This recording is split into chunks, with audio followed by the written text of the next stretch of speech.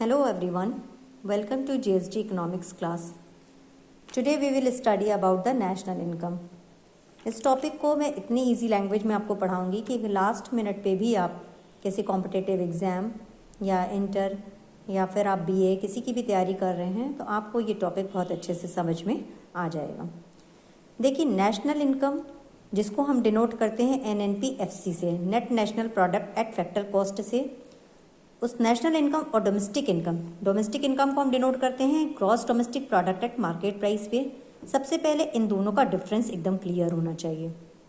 जब हम domestic income की बात कर रहे हैं तो हमारे दिमाग में क्या होना चाहिए? GDP MP, gross domestic product at market price. क्या होता है ये डोमेस्टिक इनकम? जब हम डोमेस्टिक इनकम की बात करते हैं तो हमें क्या ध्यान रखना है? बाउंड्री ऑफ एनी कंट्री, किसी भी देश की सीमा, किसी भी देश की सीमा के अंदर जितनी फाइनल गुड्स एंड सर्विसेज का प्रोडक्शन हो रहा है उनकी अगर मॉनेटरी वैल्यू को जोड़ दिया जाए तो वही क्या होती है? GDP MP या डोमेस्टिक इनकम। इसमें हम एक फाइनेंशियल ईयर के अंदर देश की बाउंड्री के अंदर, देखिए दो ही चीज़ का प्रोडक्शन होता है, या तो गुड्स या तो सर्विसेज। तो जो भी फाइनल गुड्स एंड सर्विसेज है, फाइनल मतलब जो कि फाइनली कंजम्पशन के लिए यूज़ की जा रही हैं, जिनका फाइनल पर्पस क्या है? कंजम्पशन। तो फाइनल गुड्स एंड सर्विसेज जो देश की बाउंड्री के अंदर एक साल के अंदर प्रोड्यूस की जा रही हैं उनकी मॉनेटरी वैल्यू, क्योंकि देखिए कोई चीज़ें केजी में हो रही है, कोई चीज़ों का प्रोडक्शन, उनका सबकी जो मेजरमेंट यूनिट है वो अलग अलग होती है, कोई केजी में, कोई मीटर में, कोई लीटर में।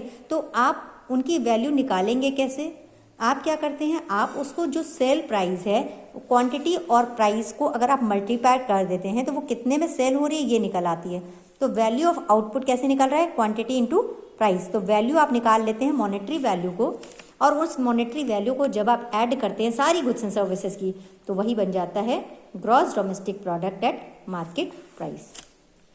डोमेस्टिक इनकम में हमें क्या ध्यान रखना है? बाउंड्री।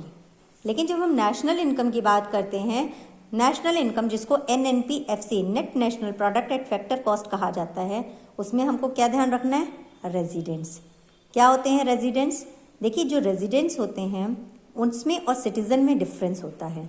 सिटीज़न बाय बर्थ आपको सिटीज़नशिप मिल जाती है या फिर आप सिटीज़नशिप को ले भी सकते हैं, लेकिन जो रेजिडेंट्स होते हैं वो होते हैं जो कि एक साल या उससे अधिक समय तक किसी देश में रहते हैं या फिर जिनका इकोनॉमिक इंटरेस्ट वहाँ लाया करता है। सपोज कोई इंडिया एक साल से ज़्यादा रह गया, कोई फॉरेनर इंडिया में आके एक साल से ज़्यादा रह गया और वहीं पे वो प्रोडक्शन एक्टिविटी या कंजम्पशन एक्टिविटी कर रहा है, तो ऐसे में वो उस देश का निवासी बन जाता है, रेजिडेंट बन जाता है।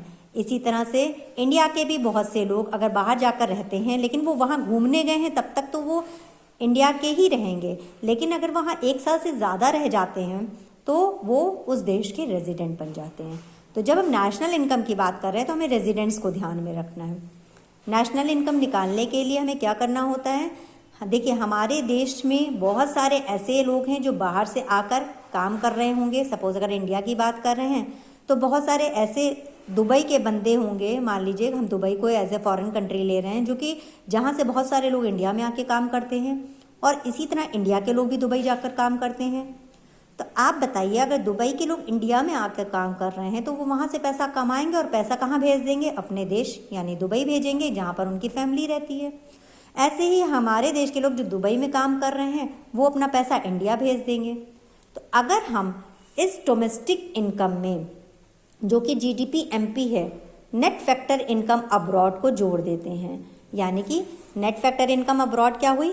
विशुद्ध विदेशी आय क्या हुई?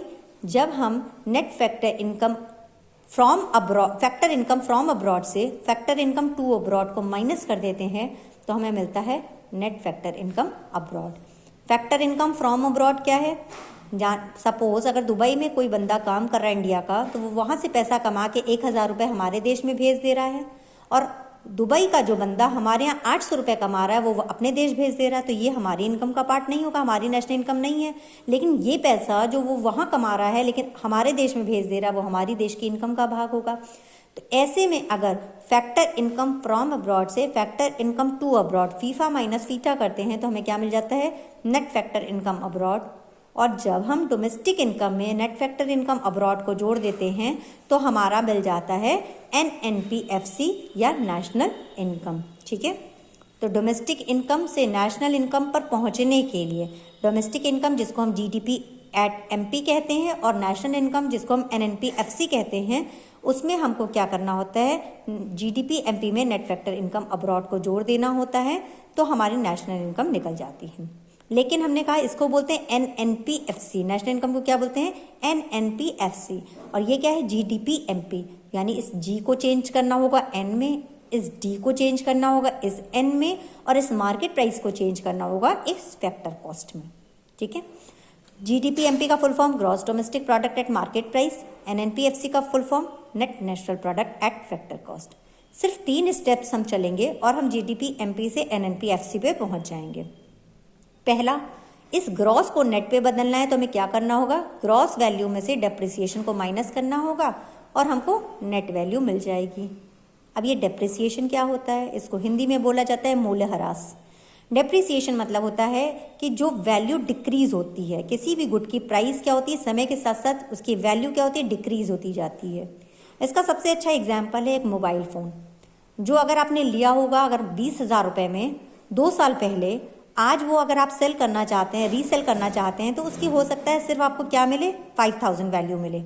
तो उसकी जो वैल्यू डिक्रीज कर जाती है, जो करंट वैल्यू उसकी होती है वो पहले की वैल्यू से काफ़ी कम होती है, इसी को बोलते हैं डेप्रिसिएशन। यानी ग्रॉस में अगर हम डेप्रिसिएशन को माइनस कर देते हैं तो हमको वैल्यू मिल जाती है नेट। तो इस G से N पर पहुंचने के लिए हमें क्या करना है, डेप्रिसिएशन को माइनस करना है। और इस डोमेस्टिक से नेशनल पे कैसे पहुंचना है, ये मैंने आपको बताया था, सिर्फ और सिर्फ क्या करना है, नेट फैक्टर इनकम अब्रॉड को जोड़ना है। यानी डेप्रिसिएशन को माइनस करते हैं तो आप G से N में पहुंच जाते हैं, और इस D से N में पहुंचने के लिए हमें नेट फैक्टर इनकम अब्रॉड को जोड़ना पड़ता है। प्रोडक्ट सेम है, इसमें हमें कोई चेंज करने की ज़रूरत नहीं है। ये जो मार्केट प्राइस है और ये जो फैक्टर कॉस्ट है, अब अगर हमें मार्केट प्राइस से फैक्टर कॉस्ट पे पहुंचना है तो हमें क्या करना होगा, तो इसको समझने के लिए पहले फैक्टर कॉस्ट क्या होती है और मार्केट प्राइस क्या होती है, इसको समझना ज़रूरी है। सपोज जिस पेन से हम पढ़ा रहे हैं वो मार्केट में कितने की मिलती है, 10 रुपये की, 10 रुपये की मिलती है, लेकिन उसको बनाने की जो कॉस्ट आई है वो कितनी है, 6 रुपये है। अगर ये 6 रुपये में बन रही है तो 10 रुपये में क्यों सेल हो रही है। इसका यहाँ पर जब हम बात कर रहे हैं नेशनल इनकम की, तो प्रॉफिट मोटिव नहीं रखा जाता है दिमाग में। हमको क्या रखना है कि इसकी प्राइजेस इसलिए बढ़ गई क्योंकि इसमें हमको टैक्स भी देना पड़ता है। यानी कि फैक्टर कॉस्ट कम होती है, लेकिन फैक्टर कॉस्ट में अगर हम टैक्स की वैल्यू को जोड़ दें तो वही हमारी मार्केट प्राइस बन जाती है। गवर्नमेंट अगर टैक्स लगाती है तो गवर्नमेंट कुछ चीज़ों में सब्सिडी भी प्रोवाइड कराती है। सब्सिडी का क्या मतलब होता है, सब्सिडी मतलब होता है छूट। अगर गवर्नमेंट किसी चीज़ में छूट देती है, सपोज LPG सिलेंडर जो 1,000 रुपये का है, गवर्नमेंट उसमें 200 रुपये की सब्सिडी देती है और 800 रुपये में उसको बेचती है। यानी कि आपको कंज्यूमर को कितने में मिल रहा है, 800 रुपये का, जबकि उसकी फैक्टर कॉस्ट कितनी है, 1,000 रुपये। तो कहीं ना कहीं ये 800 रुपये, ये 200 रुपये की जो छूट मिली है, इसको भी एडजस्ट करना चाहिए। तो अगर हम मार्केट प्राइस में इनडायरेक्ट टैक्सेस को माइनस कर दें, इनडायरेक्ट टैक्सेस को माइनस कर दें और सब्सिडी को जोड़ दें तो हमें मिल जाता है फैक्टर कॉस्ट। इसको दूसरी तरह से भी कहा जाता है कि मार्केट प्राइस में अगर नेट इनडायरेक्ट टैक्सेस को हम माइनस कर दें तो हमें मिल जाता है फैक्टर कॉस्ट। यानी कि इनडायरेक्ट टैक्सेस को माइनस करके और सब्सिडी को जोड़ के हम क्या निकाल सकते हैं, फैक्टर कॉस्ट। तो 3 स्टेप हमको करना है। पहला स्टेप क्या करना है, हमको डेप्रिसिएशन माइनस करना है, GDP MP में डेप्रिसिएशन को माइनस करना है। दूसरी एक और चीज़ माइनस करनी है, वो क्या है, नेट इनडायरेक्ट टैक्सेस को माइनस करना है। और एक चीज़ हमको जोड़नी है, that is net factor income abroad. यानी कि जो भी विशुद्ध आय हमको विदेशों से प्राप्त हो रही है उसको जोड़ देना है। तो हम कहाँ पहुँच जाते हैं, डोमेस्टिक इनकम से नेशनल इनकम पे पहुँच जाते हैं। ठीक है, तो यहाँ पे डोमेस्टिक इनकम क्या होती है, नेशनल इनकम क्या होती है, ये अच्छे से क्लियर हो गया। सेकेंड चीज़ जो हम पढ़ेंगे वो ये है कि इस GDP, इस gross domestic product at market price को निकालने की कितनी विधियां हैं।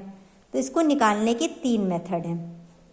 पहला क्या है, पहला है प्रोडक्ट मेथड, इसी को हम बोलते हैं वैल्यू एडेड मेथड। इसी को क्या बोला जाता है, वैल्यू एडेड मेथड, दूसरा है हमारा इनकम मेथड, और तीसरा है हमारा एक्सपेंडिचर मेथड।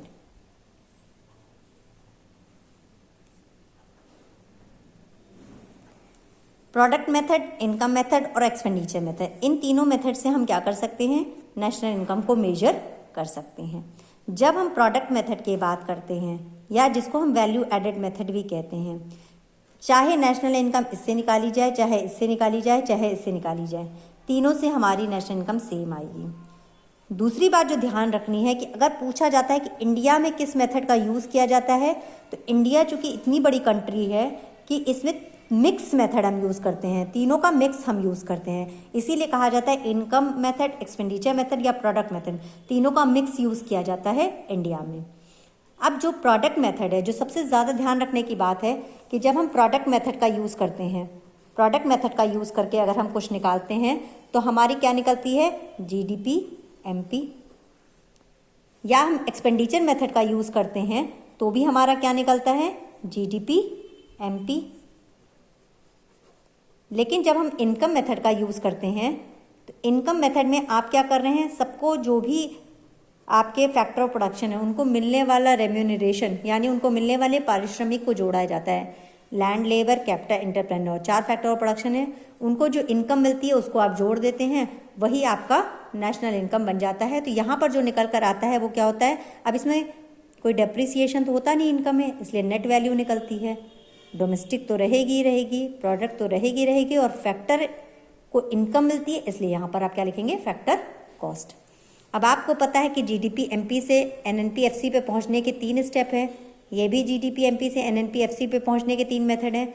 यहाँ पर आपका सिर्फ और सिर्फ आपको क्या करना है, दो ही चीज़ों को बदलना है, एक इस डोमेस्टिक को नेशनल में, और एक ही चीज़ को बदलना है, इस डोमेस्टिक को नेशनल में, क्योंकि ऑलरेडी फैक्टर कॉस्ट है, ऑलरेडी यहाँ पर नेट है, तो इन दोनों को बदलने की कोई ज़रूरत नहीं है। सिर्फ और सिर्फ नेट फैक्टर इनकम अब्रॉड को अगर हम प्लस कर देंगे तो हम एनएनपीएफसी पर पहुँच जाएंगे। ठीक है, तो इन तीनों मेथड को कैसे यूज़ किया जाता है, क्या फॉर्मूले होते हैं, वो हम आगे बताएंगे। जब हम प्रोडक्ट मेथड की बात करते हैं या इसी को हम वैल्यू एडेड मेथड भी कहते हैं, तो इसमें हम क्या करते हैं, इसमें जो भी गुड्स एंड सर्विसेज का प्रोडक्शन हो रहा है एक देश के अंदर, फाइनल गुड्स एंड सर्विसेज का जो प्रोडक्शन हो रहा है, इसमें इंटरमीडिएट गुड्स नहीं लिए जाते हैं।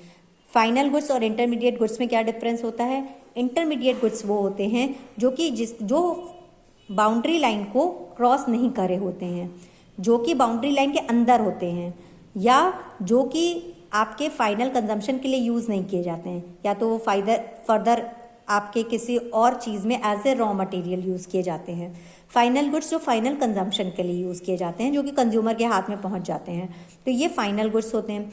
तो इसमें केवल और केवल हम फाइनल गुड्स एंड सर्विसेज को लेते हैं। तो जो भी फाइनल गुड्स एंड सर्विसेज का प्रोडक्शन हो रहा है देश के अंदर, उनकी वैल्यू को ऐड किया जाता है, वैल्यू को ऐड किया जाता है, इसीलिए इसको वैल्यू एडेड मेथड भी कहते हैं। इसको एक एग्जांपल से समझने की कोशिश करते हैं।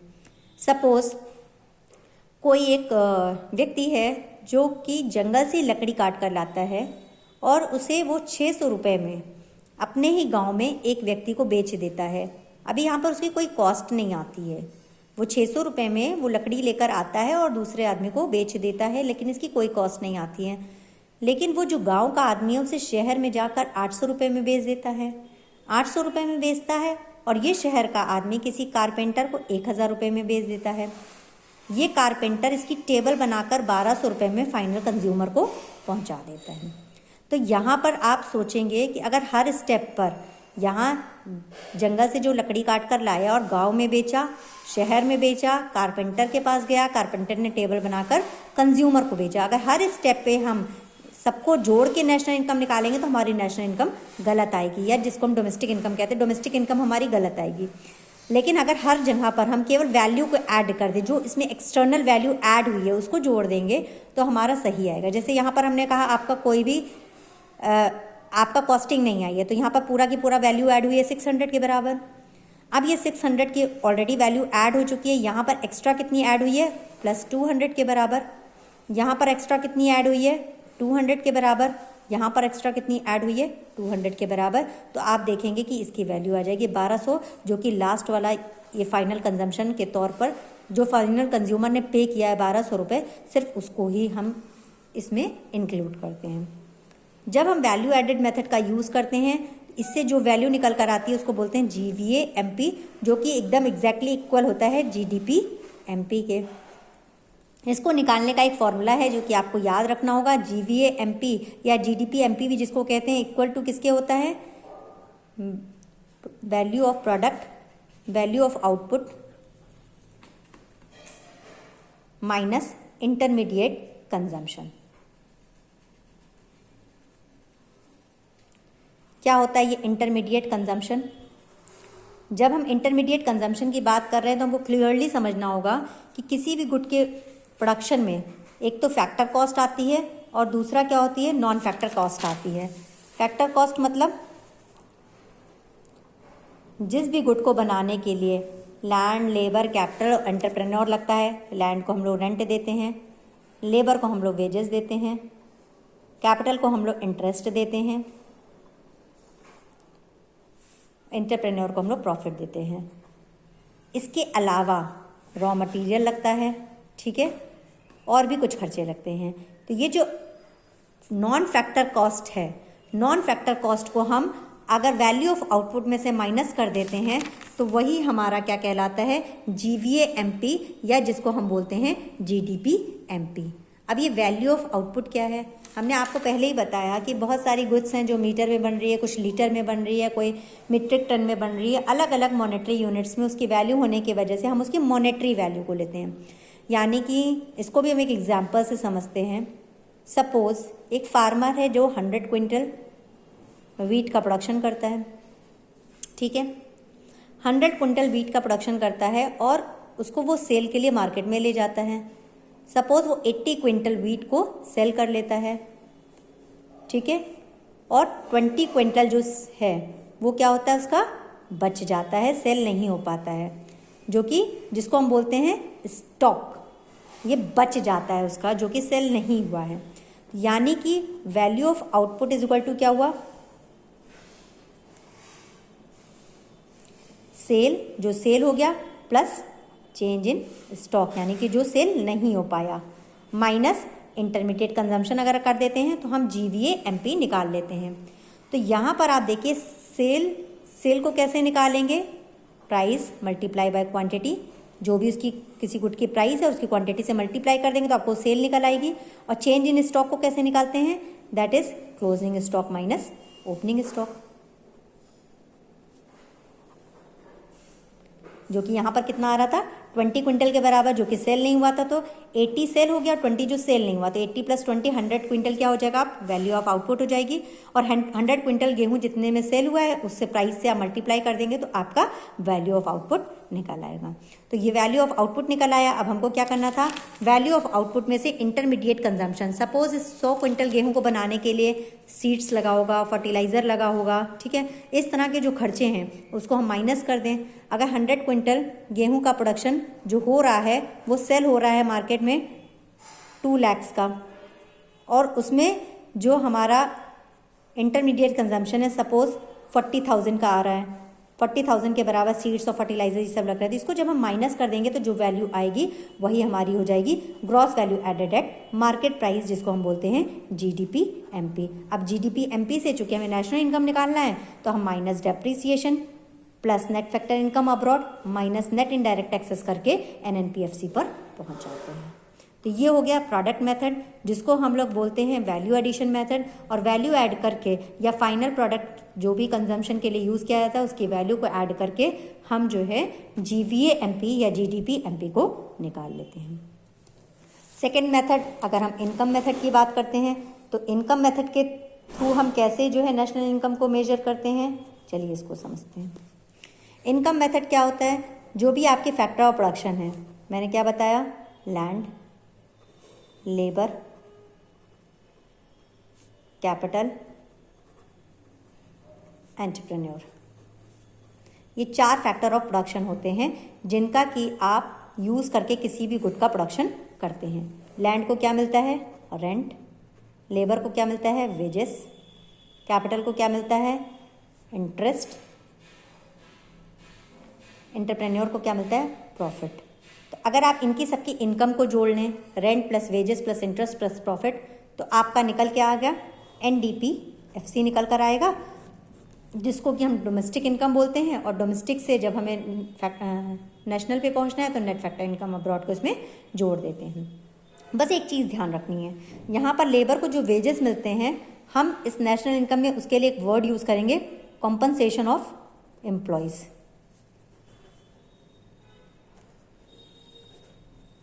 ठीक है, कॉम्पनसेशन ऑफ एम्प्लॉयज़, यानी कि जो लेबर आपके यहाँ काम कर रहा है उसको हम क्या करते हैं? वेजेस देते हैं। ठीक है, इन कैश भी देते हैं और इन काइंड भी देते हैं। वेजेस इन काइंड और वेजेस इन कैश क्या होता है? वेजेस इन कैश का मतलब होता है कि जो आप पैसे के रूप में उसको सैलरी, सपोज 10,000 रुपीज़ आप उसको मंथली दे रहे हैं, ये उसकी वेजेस इन कैश हो गई। लेकिन उसके अलावा आप उसको गाड़ी से आने जाने की सुविधा दे रहे हैं, आप उसको लंच अलाउंस दे रहे हैं, TADA दे रहे हैं, तो ये सब भी उसका एक पार्ट होता है। TADA दे रहे हैं तो ये सब क्या होता है? उसका पार्ट होता है। मेडिकल इंश्योरेंस दे रहे हैं तो ये सब भी क्या है? उसको उस सैलरी के अलावा आप दे रहे हैं। सपोज़ आप उसको, उसके घर में शादी है, उसको चाहिए लोन, लेकिन वो लोन जो है बैंक से लेता है तो उसको इंटरेस्ट देना पड़ता है, लेकिन आप उसको बिना इंटरेस्ट का लोन दे रहे हैं, तो ये भी क्या है? वेजेस इन काइंड है।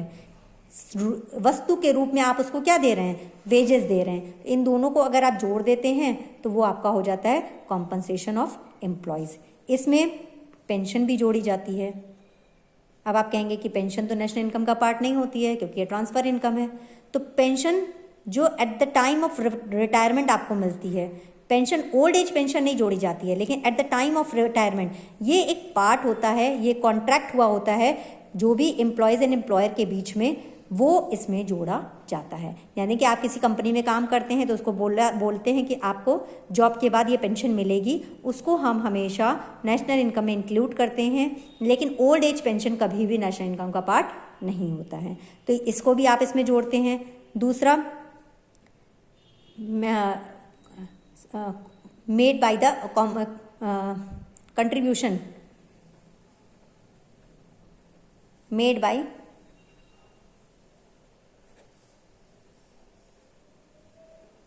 एम्प्लॉयज़। देखिए इसमें क्या होता है कि आपने प्रोविडेंट फंड के बारे में सुना होगा। प्रोविडेंट फंड क्या होता है? जैसे आप किसी कंपनी में अगर काम करते हैं तो वो कंपनी आपसे कहती है कि अगर सपोज़ आपकी सैलरी है 1 लाख, तो कंपनी आपसे कहती है कि भैया ऐसा करिए, आप 1 लाख पूरा ना निकालिए हर महीने, आप सिर्फ 90,000 निकालिए और 10,000 आप मेरे अकाउंट में जमा रहने दीजिए। तो भैया ये कहेगा कि मैं आपके पास क्यों रखूँ, मैं किसी बैंक में रख दूँगा।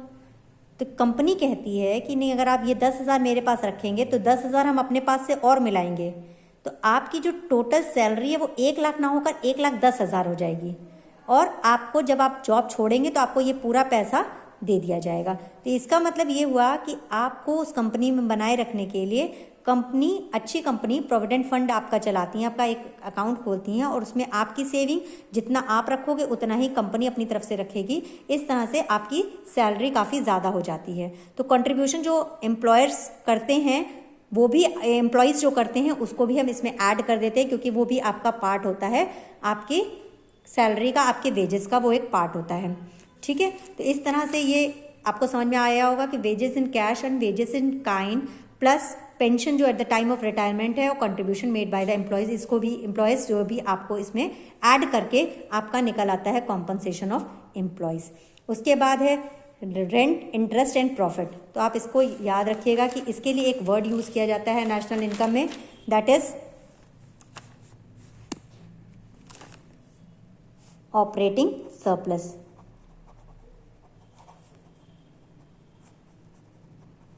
Operating surplus OS is equal to rent, interest and profit, इन तीनों को जोड़ दीजिए। रिप, जब रिप का मतलब आपको पता है, लेकिन ये वाला रिप नहीं है। यहाँ पर रेंट, इंटरेस्ट एंड प्रॉफिट को जब हम जोड़ देते हैं तो हमारा ऑपरेटिंग सरप्लस निकल आता है। Compensation of employees plus RIP plus mixed income, इसको जोड़कर आपको NDPFC निकलता है। ये मिक्स्ड इनकम क्या होती है? मिक्स्ड इनकम जिसमें कि कई बार आप देखते होंगे कि जो है जब हमारी कई छोटा दुकानदार होता है जो कि हर काम खुद से करता है, वो लेबर नहीं रखता, उसकी खुद की लैंड होती है, उसका खुद का कैपिटल होता है, वो एज एंटरप्रेन्योर काम करता है, तो उसकी जो इनकम होती है वो मिक्स्ड इनकम कहलाती है। इसका सबसे अच्छा एग्जांपल है एक छोटा सा पान वाला। वो पान की दुकान अपने घर पे ही खोल लेता है, बाहर की साइड खुद ही वो पान बनाता है, वो अपने ही घर में कर रहा है, उसी की अपनी लैंड पे कर रहा है, वो खुद ही एज ए लेबर काम कर रहा है, तो उसकी इनकम को भी हम नेशनल इनकम में इंक्लूड करते हैं और उसको मिक्स्ड इनकम बोलते हैं। और इन तीनों को जोड़कर हम क्या करते हैं? NDPFC निकाल लेते हैं और फिर नेट फैक्टर इनकम अब्रॉड जोड़ने पर हमको NNPFC मिल जाता है। नेक्स्ट है एक्सपेंडिचर मेथड। अब ये एक्सपेंडिचर मेथड क्या होता है? इसमें कुछ नहीं याद करना है, आपको सिर्फ याद करना है जब 4 सेक्टर इकोनॉमी होती है तो हमारे पास होता है C+I+G+X-M, यानी कि consumption expenditure plus investment expenditure plus government expenditure plus export minus import.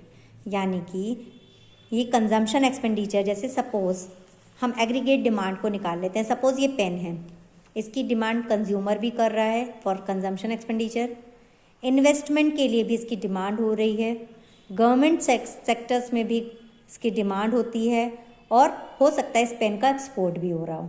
तो एक्सपोर्ट माइनस इम्पोर्ट यानी नेट एक्सपोर्ट्स, इन चारों को हम अगर जोड़ देते हैं तो हमारा क्या निकल कर आता है? GDP-MP। और GDP-MP हमारी डोमेस्टिक इनकम है और इससे हमें NNPFC पे कैसे पहुंचना है ये हम ऑलरेडी डिस्कस कर चुके हैं। कंजम्पशन, फाइनल कंजम्पशन एक्सपेंडिचर लिया जाता है, फाइनल कंजम्पशन एक्सपेंडिचर।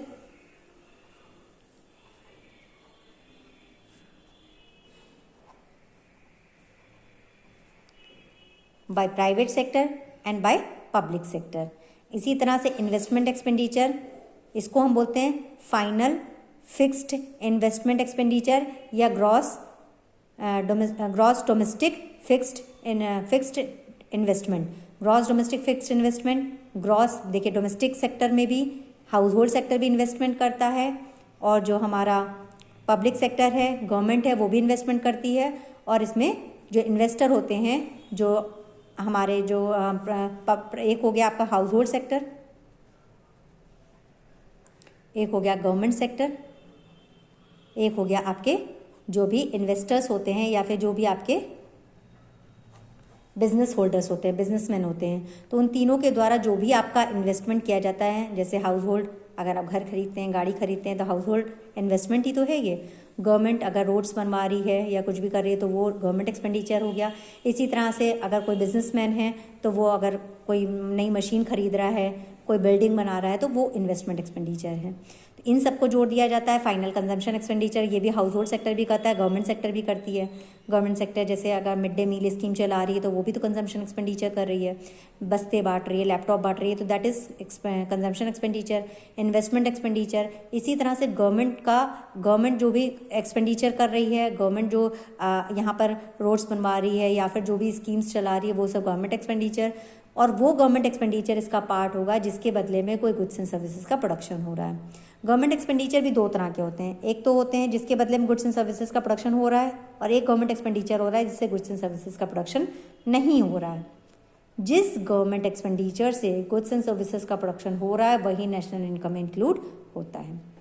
जैसे फॉर एग्जांपल गवर्नमेंट अगर अनएम्प्लॉयमेंट अलाउंस दे रही है, बेरोजगारी भत्ता दे रही है, तो वो क्या कर रही है? सपोज वो 500 रुपये लोगों के खाते में डाल रही है, तो ये 500 रुपये नेशनल इनकम का पार्ट नहीं होगा। ये गवर्नमेंट एक्सपेंडिचर आपका नेशनल इनकम का पार्ट नहीं होगा, क्योंकि इसके बदले में कोई गुड्स एंड सर्विसेज का प्रोडक्शन नहीं हुआ है। लेकिन अगर गवर्नमेंट आवास योजना के तहत लोगों को घर बनवा के दे रही है, लोगों को लैपटॉप बांट रही है, कुछ इस टाइप की स्कीम है, तो यहाँ पर आपका ये जो गवर्नमेंट एक्सपेंडिचर है वो नेशनल इनकम का पार्ट होगा। क्यों? क्योंकि इस हाउस को बनाने के लिए लेबर लगा होगा, लैंड लगा होगा, कैपिटल लगा होगा, जिसको रेम्यूनरेशन मिला होगा।